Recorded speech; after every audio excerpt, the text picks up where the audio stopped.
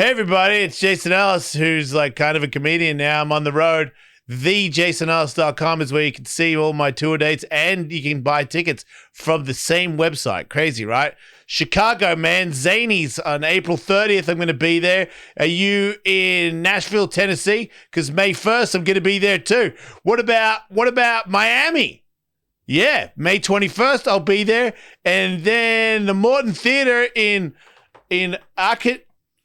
I don't know what it is, but it's in Florida. I'm going to be in Ocala May 23rd. If you're in Ocala and I'm saying it wrong, you know what I'm saying. It's in Florida and I'm going to be there. And then Canadians, I'm coming to Canada. So watch out, Edmonton. I'm going to smash. And then, like last night I did the conditioning circuit with the guys and I was thinking about you guys. Like I was like, do the Ellis show tomorrow. And now I'm calm.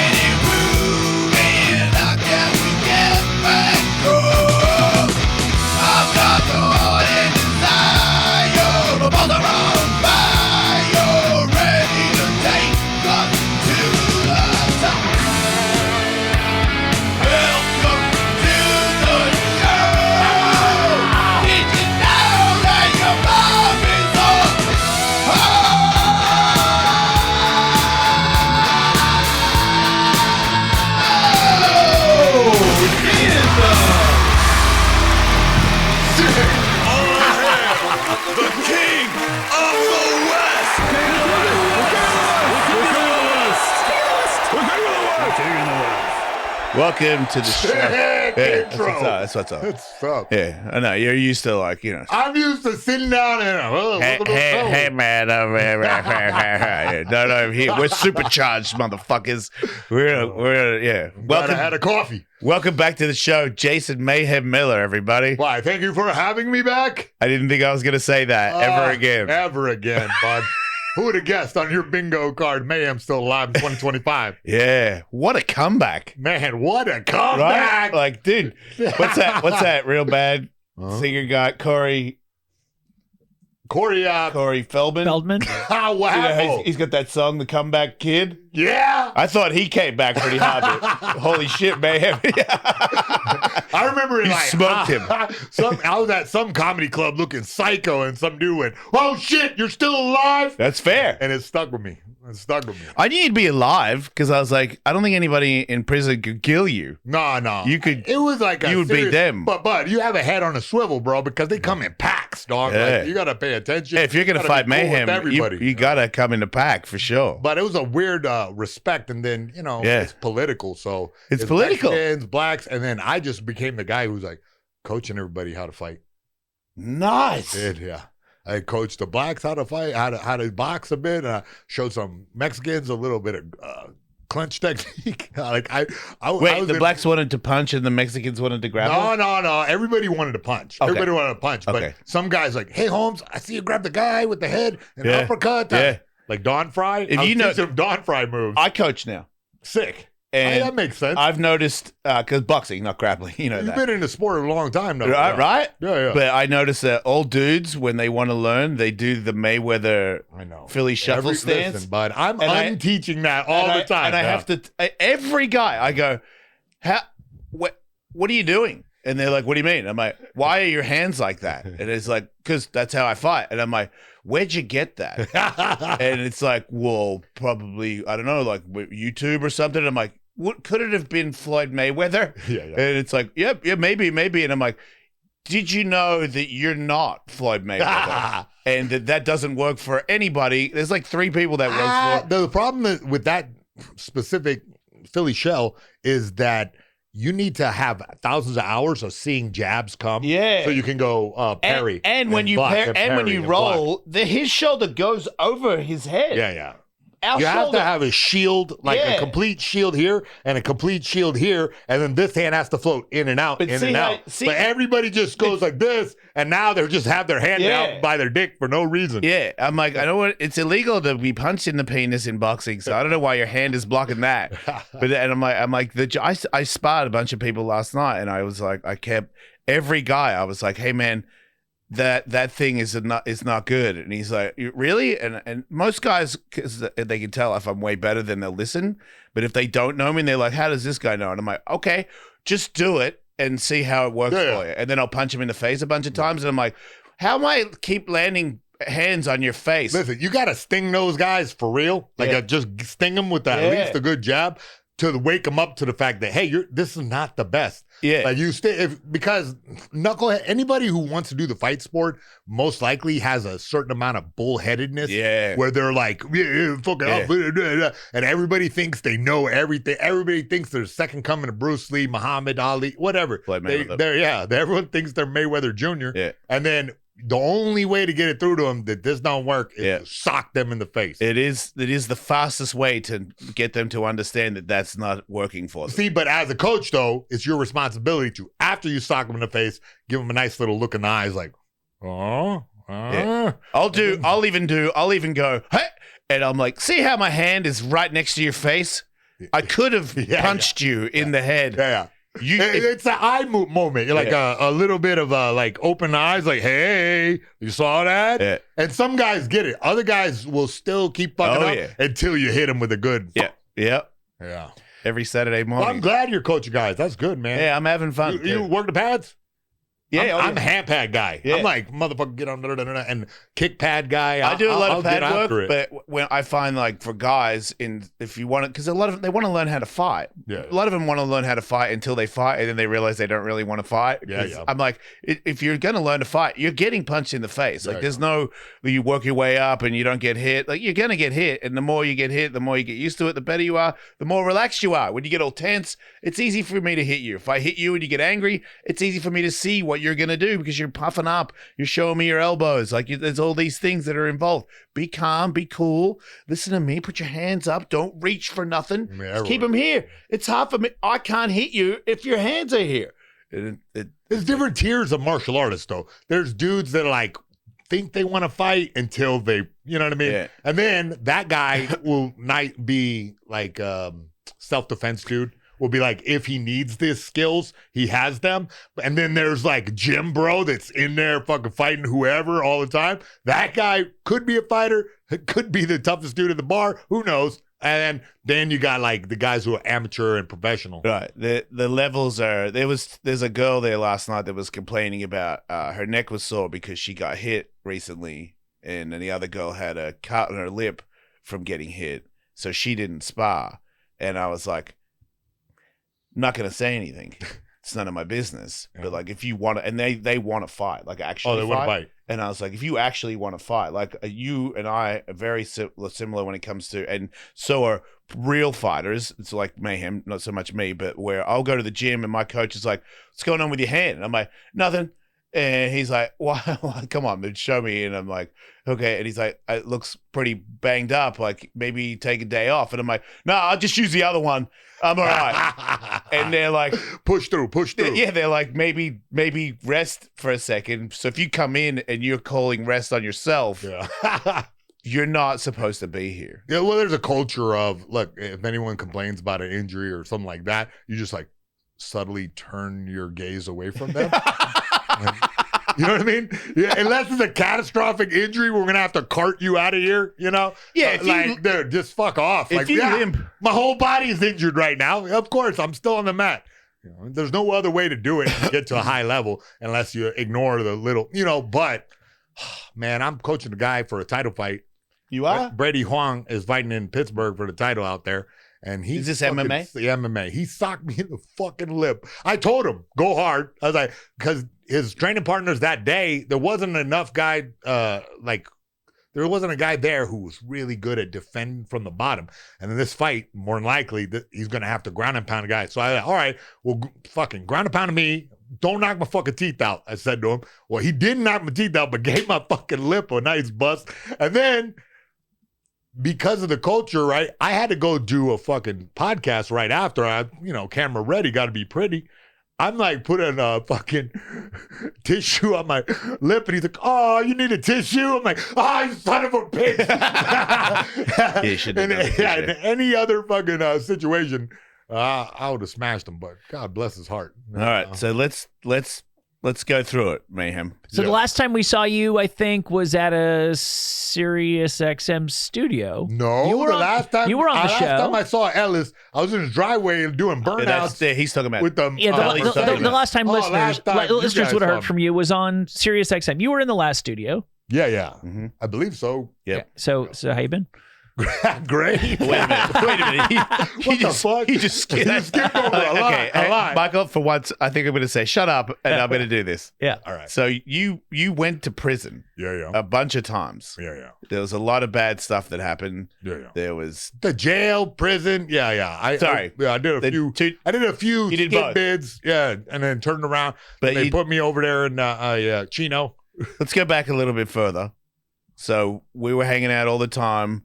Bully Beatdown got real big. Yeah. You started acting differently. Yeah. And I talked to you a couple times. One time at Voter Spa where I was like, hey, man, like, what's really going on?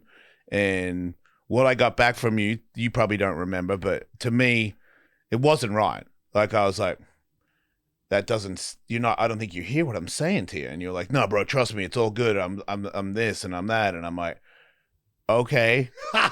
It didn't seem good. And then I think it was an Ellis mania where you came and you had my motocross helmet on and you were like, I'm used to you being crazy, but you were scaring some other people. Cranked me up to the next level. Look, Hollywood doc, right? Not even Hollywood, Orange County, right? They prescription said, pills. you got ADD. Yeah. Take this pill. And then suddenly my brain is on fucking fire. Yeah. And I'm like, whoa, let's go crazy. Like all my ideas, now I'm trying to do every idea, and nonstop. And, the beginning of that, everybody liked me. It was cool. I was talking joke after joke after joke. Everything that I like to do got turned up to 11. Suddenly, like to drink? No. I love to drink. I love to drink. Your ego got turned up to 11 bro, as well. Everything. Everything. Like, we think we're cool, dude. But at one point I was like, hey, man, like, we're cool, but we're also human. And you were like, I'm pretty sure I'm not. And I'm like, I'm like, that's scary, dude, because you need to still be human. I was not here for a while. You weren't. I was not. I remember a foggy haze of you talking to me and me spouting back like no, you 6 weren't paragraphs of answers that came out of my chat GPT. I tried. Yeah, I know. Everybody tried. Yeah. But when someone's turned up to that level, and not only that, has the, kind of je ne sais quoi, where there's like a lot of people around supporting that. Yeah, they don't even care that you're crazy. No. They like that you're fake crazy. Friends. Yeah. Fake friends. The posse. The posse. Yeah. So, it's the classic Hollywood trope of got a whole crew around you. Support. Yeah. Oh, what? Oh, do you need your medication? Oh, don't worry. We're going to get Mayhem. We're going to get your medication. Let's take you to the doctor. He'll write the script. So now you have like a constant feedback loop of, yeah. And you get psycho, you get busted, you go to jail, you bail out. Everyone's there waiting for you. Mayhem's back. Yay. Yeah. It's like, Jesus. And then you have the girls that are just constantly in that, and it's a recipe for disaster. I blame Shonen. Baked. Rio Chonin, the most disciplined. He really was a bad guy, right? He had nothing but ill will towards Mayhem, for sure. Oh, man. Yeah, I can see the evil in that man's eyes when he came in. Hollywood hanger on Rio Chonin. That's a guy that like I haven't seen for a fucking decade, and if I saw him right now, I'm like, what can I do? You're the greatest thing. I'm tempted to. He mentioned you last time we talked. He said, oh, why? Ellis? Because I said, I do a podcast. I was like, I do a podcast podcast. Oh, Eris? I'm like, no. And Ellis is good, though. Yeah. He was fucking. We're friends, guy. Man. Like, that was a real thing. Like, that was an era back then. Yeah. That was fun. I loved everything he said. I was like, here we go. Whatever it is, it's like, yes, I will live by that. It was wise. Because it was like, Bro, you never heard the classic maybe boring speech? Yeah. Okay. All right, I'll just leave that for Patreon or something. I don't know. Oh man. So okay. So you go to jail and prison a lot. Yeah. But when you came out, the time where I was like, because you did some stuff where I was like, dude, I'm not gonna associate with you if you're gonna do stuff like that. And if you're not gonna be apologetic about it, that's a big red flag for me. But you came back out and you were sober and you were on the right path. And I said to you, you keep going this way, I'm gonna stick by you because people deserve second chances, third as well. God knows I have been given a lot of chances. So how can I be a guy that doesn't give other people chances? Yeah. But then you smoked weed. Yeah, but something happened that doesn't happen to normal people where I was like, okay, you're scaring me. Like, and I ain't scared. And especially you, I know you, but I was like, whoa, dude. And it was scary enough for me to not say, hey, you're scaring me. Because I was like, something's up. And then you went off and did some weird shit again. And the last time I saw you, you came to my house and I went out on the balcony. I was like, no, get out of here. Like, we're done, dude. And then you disappeared. Oh. And then I think you went to jail again, right? Yeah, I went to jail, went to prison. Like, look, I was, again, you like leave that Hollywood-ish kind of behind. But then somehow it finds you again. I would commiserate with the lady, and that lady would have those pills, and that lady would give me those pills. Like, oh, here, take one of these. And then, and I just fell into it. Right. I like went, but that's okay. How a lot of people get into drugs. Like, I know. Prescription drugs turn into, well, if you can't give me any more, then I'll get something else. Man, it does it. Yeah, so it's a nightmare. You've obviously... I've been watching, dude, like, and I'm like, slowly but surely, I'm like, you keep going, I'm gonna reach out because it looks good. But to me, like, I'm sober, I got my shit together, but I only got my shit together because I hit rock bottom. Everybody left me, the people that I care about, and then I was stuck with the posse, where I was like, none of these people care about me. I lost even my posse, bro. I was okay. So there you go. Yeah. At one point I was like, man, these people were never my friends. They left me. And then I look back and I fixed myself, worked on myself. And I was like, well, they just couldn't tolerate my bullshit anymore. Even the fake friends left. Yeah. That's how annoying it was. That's how bad it is. So you had a rock bottom. What was your rock bottom? Buddy, I fucking, look, done with the girl, sleeping on a mattress, like random in the street. Wake up at like 6 a.m, still holding on to a suitcase, dragging the suitcase around. I said, fuck, bro. What was in the suitcase? I got like clothes and like, I don't know, assorted bullshit of a drunken man fucking packing quickly because I'm leaving. Fuck you. I'm out. And I was dragging that thing around. I called somebody who's like, yo, I don't know where to go. I don't know where to, I want to check into a rehab. And they sent me to this like Hope House or some kind of. Yeah, downtown. They sent me there, and I showed up 30 minutes after it closed. And I was like, son of a bitch, hungover, like hurting, like, oh God, fuck it, whatever. I'll come back tomorrow. And I dragged my suitcase down there and down another block to fucking Skid Row, like Mad Max Beyond Thunderdome, being hunted by separate groups of black dudes that are like ready to rob me. Like your suitcase, hunted up for my. You don't really have Isaac. In it. Yeah, you can have it. Right. All you guys get was janky ass gym shorts. Right. Yeah, and I realized you had that gym moment. Shorts like you were trained. Well, I'm gonna train. I respect that. No, but it rock was like bottom, gym rock shorts, bottom, just in case there's a gym. Get in there and do a couple of rounds. That is a constant in my life. I would be getting fucked up and still sparring everybody, fight everybody drunk. It was a weird time in my life. It doesn't seem weird to me. Okay. Like the sparring thing is like I'm 53, dude. I spar. Okay. People are like, you shouldn't do that. I'm like, it completes me. A notebook. I think that at that stage, like that triggered something in my head. Okay, fine. I'm fucking doing it. I'm doing it. Doing what? getting it together. Getting it together. Like, but I mean, you've had that over it feeling before. No, hell no. I always had a safety net. I always had some chick that was there. You know what I mean? I'll get in a domestic with her, and then she'll like be waiting at the jail to pick me up. You know, like I love you so much, and just a constant back and forth, toxic relationship type. They're thing. Using as well, right? Yeah. Right. So it's like, man, I always had a safety net. This time I cut all my strings. I was just free falling, and I was like, oh, this is how it's gonna be. And then the cops picked me up. I went to rehab. I went straight in there and just like said, okay, let me get my shit together. And look, I was changing my mind at the first like month of it, the first couple weeks. Yeah. I was changing my mind. I was like, yo, this is fuck this. I don't need this. The hardest part is the start. And I don't need this. I can get it together. I can go back, fine. Smoke a little weed. Yeah. Like dude, here's my analogy of this. You go into a cave, you get dropped into a cave. This is real to me. Yeah. Where the deeper you get, the darker it gets. And if you can't see your hand in front of your own face, you start to imagine that there's some scary shit out there. And if you smoke a little weed or you drink or you have sex with some random, it pulls you out a little bit and you see the light a little bit and you feel safer again. Yeah. So but if you don't take it and you keep going in there darker and darker, but then you stay and you sit with it in the dark, your eyes will adjust and you realize that there's nothing to be afraid of.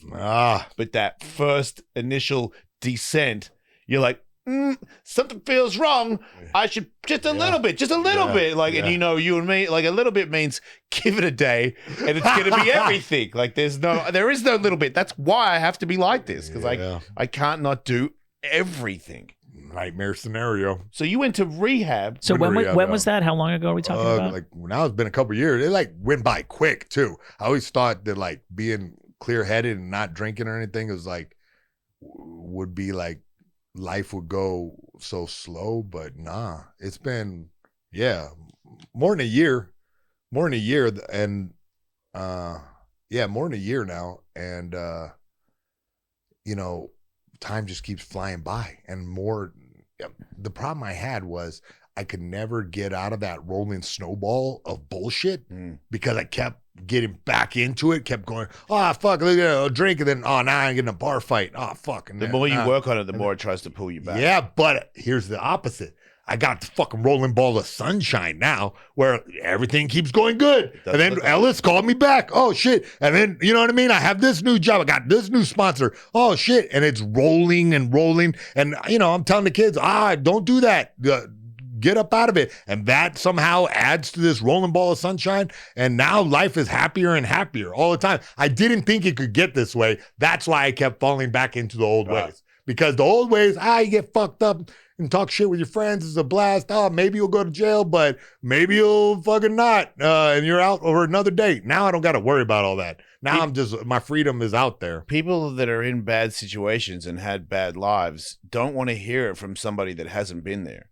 You're right. You're giving advice, like I spy veterans on Saturdays, and a lot of them, they've seen some shit, dude. Yeah, no shit. And I'm like, you work with the veterans, man. I work with emerging veterans and players. It's basically a tough guy support group where we meet and kind of share experiences. A lot of guys been through war, PTSD type guys, and it's I'm going next weekend to their gala. It's like I'm up for an award for helping the military. So I'm like, I feel very blessed about that. I got to talk to your guys about that. Yeah, I go every Saturday and walk with all these guys and tell them to stop doing the Philly shuffle and all that stuff. But I let him go at me, like because they want to bang. I'm like, first let's work on technique. Then you get a little technique. Then you can go out try to take my head off. Because that's really what they want to do. For fun. But they're good people. Yeah. But they're misunderstood. Like there's a trigger in them. Like you poke, they go, and it's like, he's a crazy, wild person. I'm like, he's not a crazy, wild person. He's just like shell-shocked. And he's like, you push him, I'm going to survive. He's a human being and he's responding to the stimulus that he is ingesting. So how long are you in rehab? 3 months, huh? So like the full ride program. No, not like this. I know what you're talking about. Yeah. But I'm like have therapeutic outlets. Like I know. Don't come on. I didn't say anything. All right, you feel like you said it. You gave me that. Your heart. I felt your heart fucking grow 3 sizes. I feel you, bro. So yeah, I'm taking care of myself. You should probably go. You want to come with me? All right, let's go. It wouldn't hurt. It wouldn't hurt. Yeah, especially just to have it in the back. It's kind of like having some extra weapons if you get pulled into deep water. The best thing is to have I have support now because of MVP and because of like the people around me now. What's MVP? Merging Veterans and Players. Okay, it's the charity. Yeah. But because of them, because of the people around me now that I choose to center myself with, no drug people around really. Mm-hmm. So there's no need to go off the beaten path, and my life is regimented. I have dudes that rely on me as a coach. What gym are you a coach? Fight Science and Forge, FORJ. 2 gyms. 2 gyms. Yeah, I look after guys. The conditioning circuits are over at Forge, and then a lot of the donuts is made at Fight Science because we got good sparring in there. And, kind of a smaller cage, so you're just forced to get in there and mix it up, and it's good. Yeah. So everybody that thinks they're gonna stick and move is full of shit. Yeah. We're in there. Somebody who knows how to wrestle is going to annihilate that plan. Exactly. Yeah. But yeah, so Fight Science, Ian. Oh, dude, I go way back. I used to be his neighbor. Sick. Yeah, I've known him for a long time. Great. Yeah, absolutely. Ian's Sorry, great. go on. Yeah. Could be wrong, but was there a Fight Science in Temecula? No. I don't know about that. Like a long time ago, because I think that before I went to Team Quest, I went to a gym down the road that was, I believe, called a Fight Science. Might have been, yeah. No, I know that. He trained me for my last boxing match in Ellis Mania. Sick. Yeah. Oh, he did? That you won. I did win. That's great. Yeah, hell yeah. Ian's great, man. We get after it over there. The boys are just beasts, and, it keeps me in this positive mindset where, look, somebody else is looking.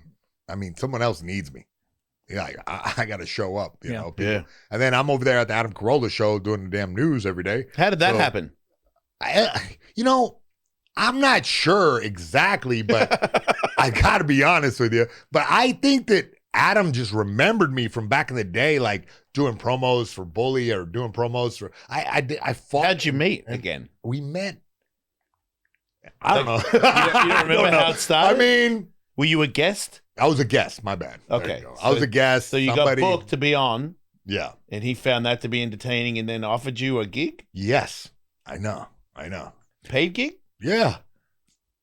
I know. It's a badass job, man. Yeah. It's very interesting. This guy is like fucking too smart for his own good, sort of. You know what I mean? Like, how do you mean that? Like, it's got to be torturous to know as much as he knows and understand as much as he understands, sort of. I'm just like happy in ignorance a lot of times, but this guy is on the news, like taking in all the latest whatever, and it fills him with some angst, which he puts out into terrible. Awesome creative rants. It seems painful. But to be geared up, and especially, look, your whole life, you've been known as the complain about stuff guy, so you better be complaining about stuff. Yeah. I just think that it's tough to do. It's tough to do to stay in that. If I'm going to complain about something, I have to get fired up in it. And so now he lives in that state of fired up. Oh, you right? Oh my God. That just made me sad.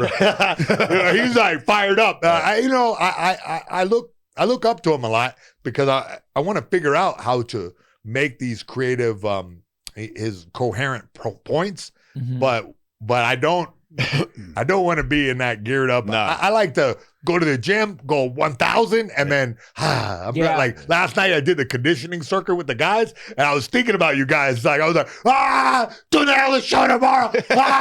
And now I'm cold. See, it kind of seems like there's two different forms of that, because like I hear Conan O'Brien, a lot of people say they're like, he does the show every waking moment of the day. He just happens to be in front of a mic or a camera so many hours, whereas like Howard Stern, I think, blasts it all out, and then he wants to go back and turn it all off and hang out in his cave for a while. And I think you're a little bit more like that, Jason. I feel like Corolla, I remember we had him guest host when I worked on that Carson Daly show a million years ago. You could stick him in front of a microphone, and all of a sudden it was like, wow, you just became Adam Corolla. I think he could probably do a 10-hour daily podcast. For sure. Yeah. Which is 100%. Yeah. I think I am not it's not mine to judge the inner workings of Adam Corolla. I don't know how many people could be very happy when they actually have a really high level radio show happening in their head every waking moment. Believe it or not, a show about how bad the world is. Yeah, there's a exactly. downside to that. Yeah. Yeah. Yeah, hell yeah. I hope he makes a lot of money. You think he's the kind of guy that would retire? I don't think so. I know, right? How, why? When? Look, to me, there was a time there where, I think, I could be wrong because you never know. But I'm always looking for, because I've always just been at war with myself, and I'm like, if I can find peace, then I would like to. Like, I'm into horses now. Like, they're very relaxing to me, and I never would have thought that I'd be interested in something like that. And fighting and skating. Like, I'm getting old. It's getting, I don't know how. I'm already amazed that I still can do what I do. Yeah, it's pretty badass. I would have said 10 years ago that 53, I'd be like, all right, so what do I just like watch TV after that? But like to know that I can still, like, I sparred a 14-year-old last night and he was fast as shit. Yeah. And I was like, whoop, whoop, whoop, bink. And I'm like, and even another black guy was like, dang, man, you smooth like that. And I was like, I don't think anybody's ever referred to my fighting skills as smooth like that. But because I'm still working, I'm like working on my craft, and it's still my body is still like, we can learn something. I know. We can still move. Your body's holding up. Yeah. Man, it's beautiful. Because we take care. I think there was so much abuse at one point that your body was still showing up, and now, yes, there's a decade of like just the years that have like worn me down, but I'm also completely coherent, sober, and healthy, and I eat right.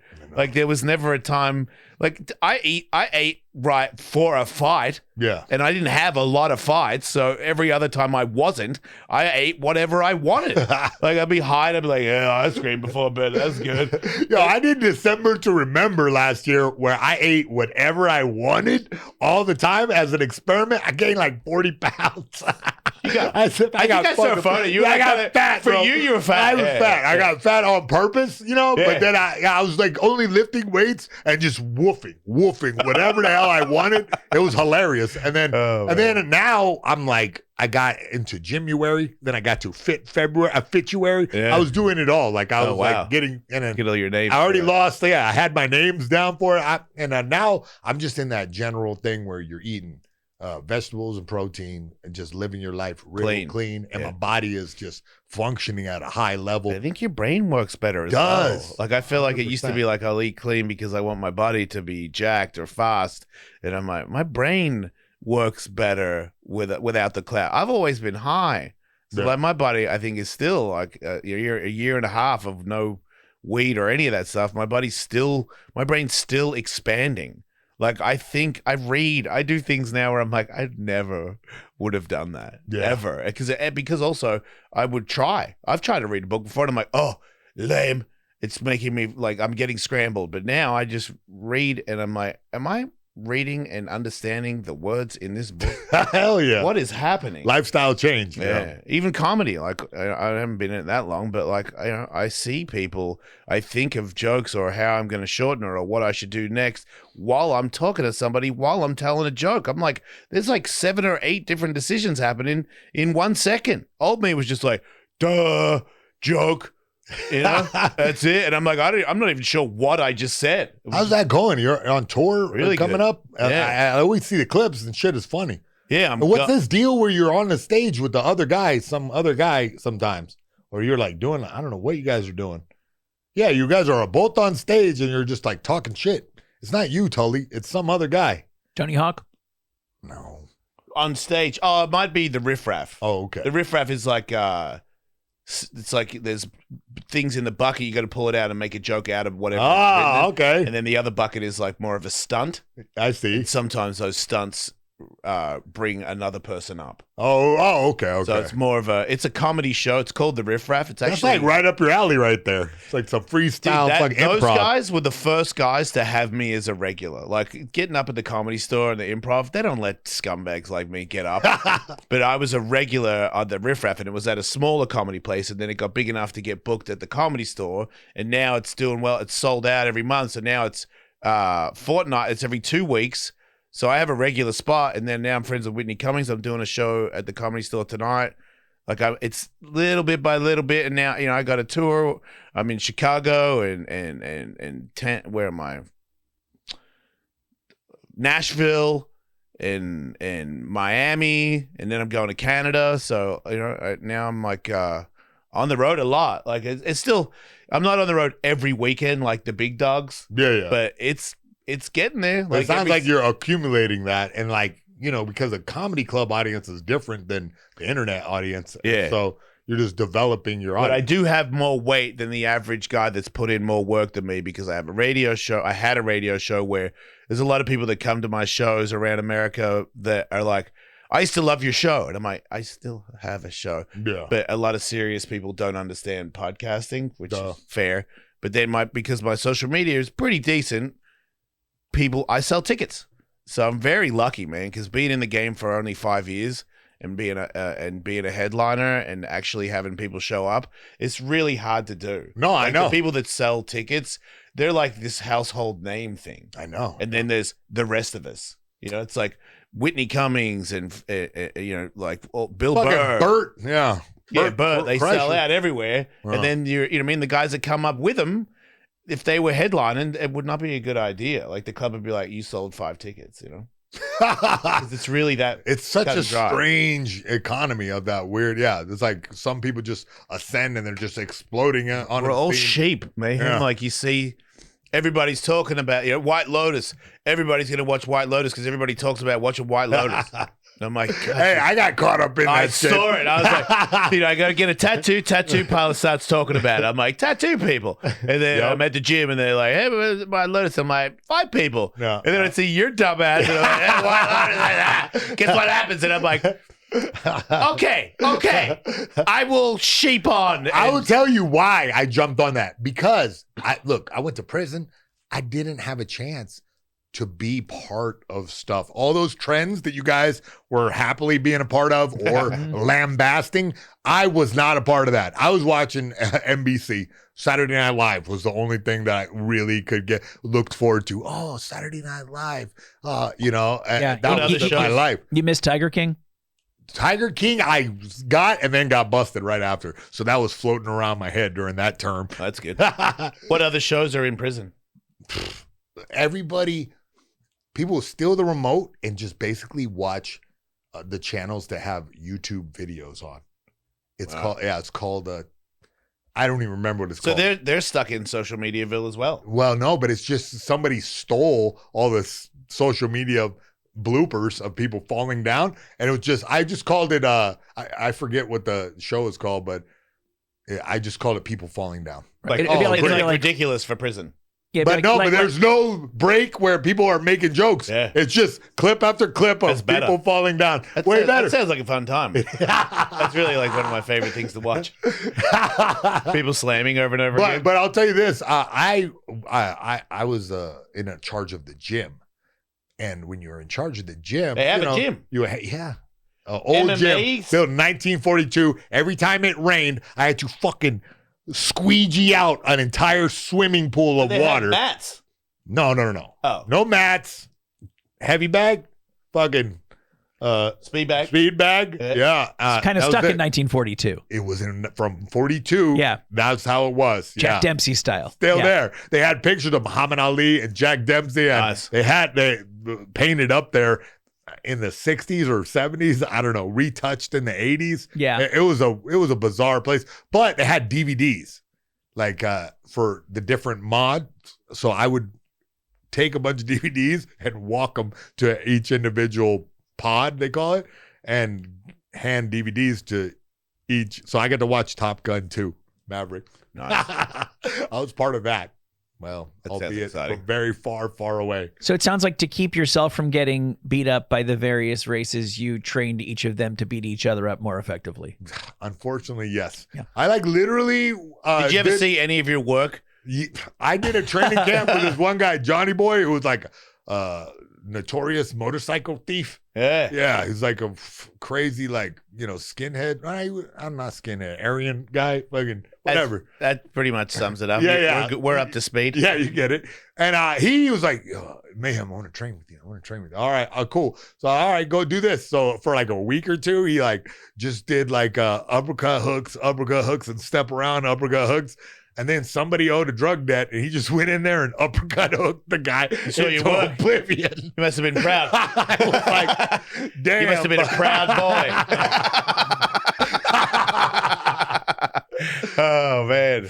So anybody in there that you would be inclined to keep in touch with out here? No. I mean, look. That was a direct. They reached out. They did. Yeah, no. No, because you're in a position. I mean, you blew it hard. Yeah. A bunch of times. Of course. This is. I ain't blowing it this time. No. Yeah. This is it, dude. No. Well, You seem great, dude. Your brain is. I see your firing, eyes. huh? You're working. It's firing. I'm not worried about it at all. I'm like paying attention, and I just like right now, my only stress is to get to Corollas, I have like a weird responsible mayhem vibe. Yeah. Where I'm always It's not- on time. You don't need to say weird. Yeah. You have responsibility. Oh, okay. Yeah. Responsible mayhem is here. Yeah. Maybe responsible Jason. Okay, Jason's fine. But everyone call me Mayhem, I got like a lot of things going on. Yeah, you earned that. You worked hard for that. You deserve it. But now I'm like a Mayhem over at Japan LA. Like I got a piece of a Hello Kitty store. And I don't know how the tariffs are gonna affect us. Wait, but what? Yeah. I'm a business man. In Japan? Yeah. It's in Japan. No, it's here in Los Angeles You own a piece of it. On La Brea and 3rd by the Trader Joe's. It's a Japanese pop culture store. Yeah, I saw you post. Yeah, so I have a piece of that, and we're happy to announce that Hello Kitty is 10% off. Wow, that was super busy. Yeah, This responsible is big. mayhem. Yeah, 10% off. You feel like your business is going to be affected by the tariffs? Hell yeah! So I'm a little bit worried right now. It's because he co-hosts a show with Adam Corolla, so he's just tariff. Yeah. He can't live in a free world with a dude that is just like tariffing the shit out of him Monday I don't to know Friday. what we're gonna do. I don't know. Maybe nothing. To be continued. Maybe nothing. Maybe just go to work. You'll be okay. I'll be all right. Yeah. Maybe let him worry about it, and you just go to the gym and be nice to people. It's gonna work out. Doing my best. I feel like there's that angle, What gym are you going to anyway? Trinity. Oh, okay. Yeah. It's in Hollywood. Guess what? It's right next to. Fortune Boxing Yeah. Gym. It's pretty funny. What happened with Fortune Boxing Gym? We had a falling out between him and his. I don't want to. Oh wait, Yeah, never mind. I think he remember. did. Yeah, never mind. But I saw him recently He's cool. in the alleyway. Yeah. He's a I dad. showed up to his He's a gym dad. one time. He's got whacked kids. out. Oh, yeah. Yeah. Oh my god. I always thought he'd be a good dad. He was such a good because he's a tough guy. He's very mean. If you're the wrong guy, He's a heart of gold. But though. with the kids, he would just soften the. I know. My kids loved him, and when they were little too, they were like, "We love Justin." He'd make him like macaroni and shit. Like he was such a nice guy. Your kids are like big now. They're like grown up. 16 and 20, Tiger boxes. He's Hell good. yeah. He's got hands. I saw. Yeah. Oh, I saw that clip. Yeah. Cracking now. Nice. Yeah, we had to talk that's to him yesterday beautiful, about it. man. That's He didn't beautiful. show up for it. I was like, dude, that's not how it works in boxing. Your coach is going to be there. You don't cancel. You show up. I don't care if you're tired. I know you're not trying to be a real fighter, but that's disrespectful. If you're really sick, sure. But if you're tired, you're 16. There's no such thing as tired. I know. What the hell? Yeah. It's fucking crazy. My kids sometimes are like, man, I just need to relax. Like you Yeah, No, you right. don't. You relax Yeah, all the where'd you- time. relax from what? Yeah, Oh, where'd you look get at it. that from? Turning into old fogies right now. These Crazy. damn kids don't got no work ethic. Yeah. Yeah. Yeah, I don't was think I like, knew that word when I was 13. I yell at the guys because sometimes guys will spar a bunch and then just sit down. I'm like, man, I fucking wish I was as young as you still. Yeah. Spar all day. Yeah. Yeah. Yeah. Not lying all day. I know. Yeah. I used to. It was really fun. No, I spar veterans. Sometimes there's 30 of them. I do I just rotate all of them for an hour and a half. No. There's no. But it also takes like a skill of like economy of motion. Yeah, right. Like You know what I mean? No, once like, you know how to, I can lounge it's with the George this jab. Foreman effect. Yeah. I can lounge with this jab all day. Yeah. I can keep you away and just shield up and whatever. You're punching nothing. Yeah. It just takes time. It does take time. Guys have to like get into the mentality, and a lot of guys be nervous asking me, "Hey, what about this?" I'm like, dude, take it slow. It takes just time on the mat and seeing this same thing over and over again for you to collect the knowledge to be able to do it. And no amount of me yelling at you and telling you is going to help. Now, when it's training camp, I'm going to yell every specific thing, like when you're in that position, because I want you to be aware of what's going on, because we got to fight to win.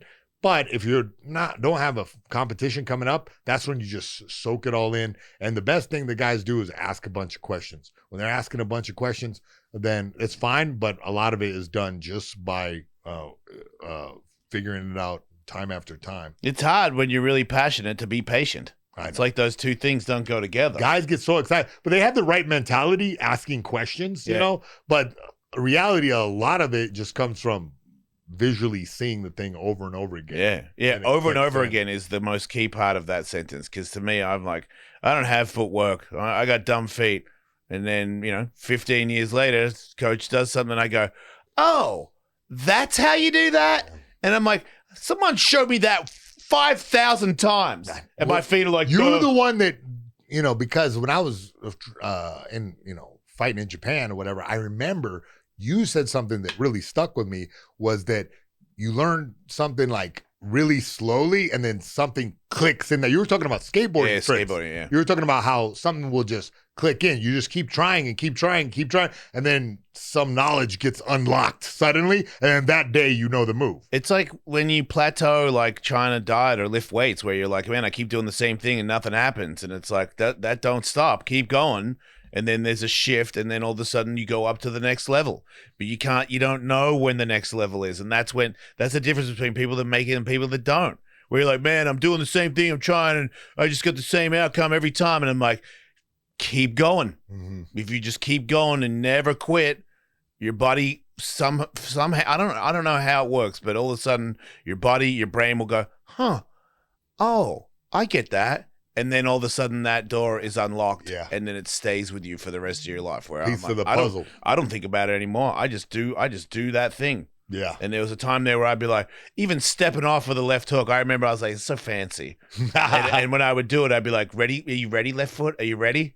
And I'd have to tell my foot up. I'd have to pick it up as I threw. Like now, I don't know when it happmes. It just happens.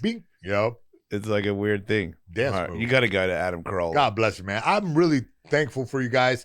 I'm so happy you guys are still doing the show, and you guys are, the duo. Like it really makes me happy, man, because this has been one of the most consistent things in my entire life. Because it's been years and That's years. Not saying much. You fucking maniac. That's true. It's true. But you're doing amazing, dude. I'm very thankful for you guys having me on. I really am. I'm so proud of you, dude. Yeah. Like, you didn't owe me this. I know, but I've always loved you. You know that, dude. You've done shit for me that I will never forget, dude. Like, when I didn't know anything about MMA, you were like, dude, I'm putting you in. Like, you were like, you are a part of the team, and then like people were gay were being shitty, and you were like, fuck that guy, dude. Yeah. Like you had my back a bunch of times. I did. When nobody needed to. Like they want to be like, why is this skateboarder dickhead even here? And you were like, nah, dude, you're good. You're with us. He's cool. Yeah. He's with me. You vouched for me a lot of times. Man. The first fight I ever had where I watched it and you were like, posture, and then you go, posture, mate.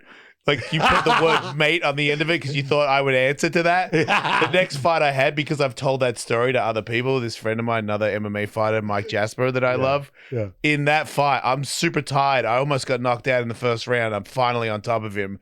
And I hear, posture, mate. Posture, mate. And I was so tired, but I still, in that exhaustion, I like looked over and was like, you son of a bitch. Like, you're making a mayhem joke in the third round, and I've got to win this fight. Like, those things will always be with me, dude. That's beautiful, man. Yeah. I'm glad it stuck with.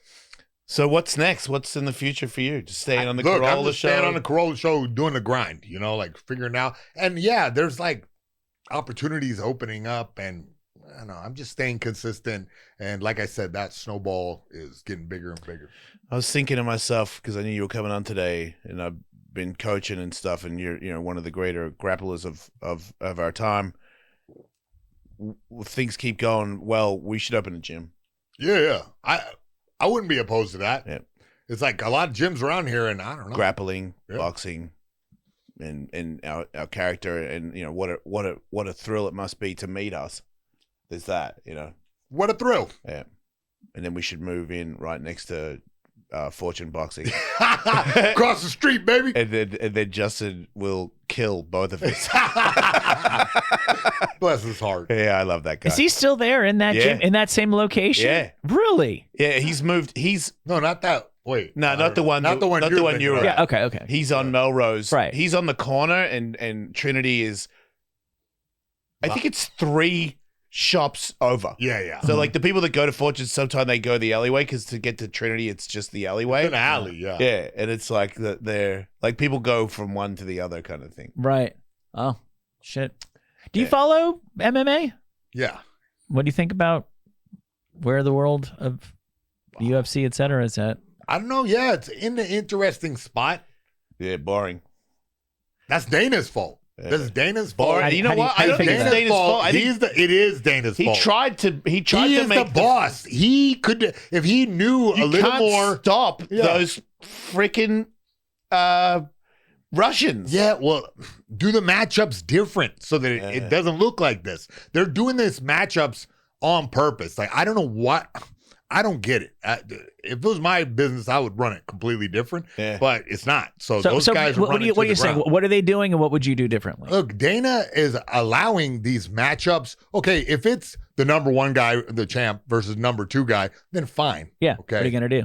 What are you going to do? But a lot of times they're setting up these fights that are like destined. It's the style clash. And I don't know if this from ignorance or from wishful thinking that they think that these fights are going to have a different outcome. But I can tell you which fight is going to be a boring ass fight, which fight won't. I can tell you. So if I can tell that, the fans know. I don't know if Dana is just out of his mind thinking this is going to work. It's not. Well, some of the better guys these days, no offense to them, are boring. Yeah. You mean like grappling? I don't know. Marab, they win in a boring way. You think the Marab Sean 2 fight will be boring? If Marab gets his way, yep. Right.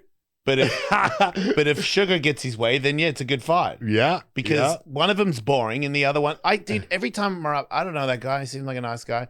It's like a singing turd. I kind of like Marab. Shut I like up. him. I like him. I gotta say. I because think you love the grapple wrestle grind. Well, to me, I can see the videos beauty suck. in it. He can't talk. I'm like, what do you say?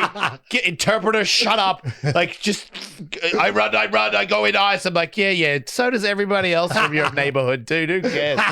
Like, I also Sugar Guy. I'm like, hair douche, bong rib. Like, you suck too. But I did you know me? I'm like striking. Yeah, you want to see a knockout. But he looks good when he does it too. Yeah. I don't just like brawler guys. I like guys that got style when they And he does look sick sometimes. Too, where I'm like, oh God, that was nice, man. I just can't believe he makes that weight. He's very tall, man. Yeah, he's like not very jacked though. He's not super jacked, but. He's just tall. The reason that he looks the way he does is because that weight class, he is a fucking skeleton. Oh, wow. I mean, he is one of the less jacked people in MMA. I mean, I'm saying. Yeah, right? you would think, you would kick sand in his face and then steal a surfboard. But having that reach and knowing how to use it is a problem for everybody. But I don't know. I know I hear him talking like, it wasn't me. I'm like, I've heard that from a lot of people that have lost a fight where maybe it was you and you lost, but sure, we'll see. I'll watch it. But what about bare knuckle? Man, it's interesting. I'm starting to like it. It's interesting for sure. I mean, starting to gnarly, bro. They cut each other to pieces, man. I was gonna have a bare knuckle fight. Oh yeah? Yeah, I pitched myself. Look, and slice you to ribbons, pal. You gotta be careful. Not if you win. Listen, you can win and still be bumped up. A bare knuckle. Yeah, but I think I'm built for it. Yeah. I think I have slidey face. My face is. I know. It's round. No, it's no problem. Those punches sliding right off Yeah, like I got butter. I got box laces on my face last night, and I was like, "It's no problem." I know. And my hands are built good. Like I feel like my hands don't break; they knock you out. So That's a theory. that's the theory. Wait till they strap them up with that. I could go in the fight and get knocked out. We'd wake up with broken hands and be like, "Hey, I was completely wrong about that." that could totally happen. Science. Yeah, I might be done. Oh man. All right, where do we Mayhem? You can I'm see at him at Mayhem Adam Miller. Corolla and Yep. what? Yeah. Mayhem Miller at Mayhem Miller, right? Yeah. At Mayhem Miller, everything. And then go to his shop and get 10% off Hello Kitty products. That's right. That's very important. Love you, dude. Thanks God for doing the bless show. you. Thank you. Don't die.